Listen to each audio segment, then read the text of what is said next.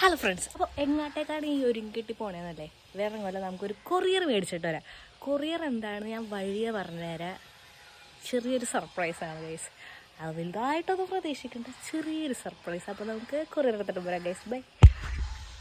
അങ്ങനെ നമ്മൾ കൊറിയർ ഓഫീസിൽ വന്നിട്ടുണ്ട്. അപ്പോൾ ഇതായിരിക്കണം നമ്മുടെ കൊറിയർ. അപ്പോൾ കൊറിയർ മേടിച്ചിട്ട് നമുക്ക് വീട്ടിലേക്ക് പോയാം. എന്നിട്ട് നമുക്ക് അൺബോക്സ് ചെയ്യാം ഗൈസ് നമ്മുടെ കൊറിയറിൽ എന്താണെന്നുള്ളത്.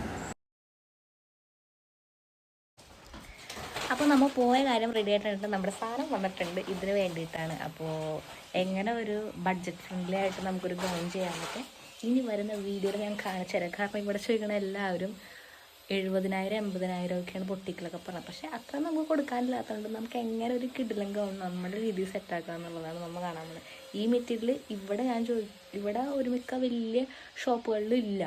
അപ്പോൾ ഇമ്പോർട്ടറാണെന്നാണ് പറഞ്ഞത്. എന്നുള്ളൊരു ഷോപ്പിലായിട്ട് ബന്ധപ്പെട്ട്, പക്ഷേ നമുക്ക് പേയ്മെൻറ്റിൻ്റെ ഒരു ഇഷ്യൂ വന്നതുകൊണ്ട് നമുക്ക് അവിടെ നിന്ന് എടുക്കാൻ പറ്റില്ല. പിന്നെയാണ് ഞാൻ വിചാരിച്ചത് നമ്മുടെ ദുബായിലുണ്ടല്ലോ, അവിടെ കുറേ കടകളുണ്ടല്ലോ, അവിടെ നിന്ന് നമുക്ക് സെറ്റാക്കാം. അങ്ങനെ നമ്മൾ ഉദ്ദേശിച്ച സാധനം തന്നെ നമുക്ക് കിട്ടിയിട്ടുണ്ട് ഗൈസ്. അപ്പോൾ ബാക്കി വീഡിയോയിൽ കാണാം ഇതിൻ്റെ പ്രോസസ്സിങ്ങും കാര്യങ്ങളെല്ലാം. Bye guys.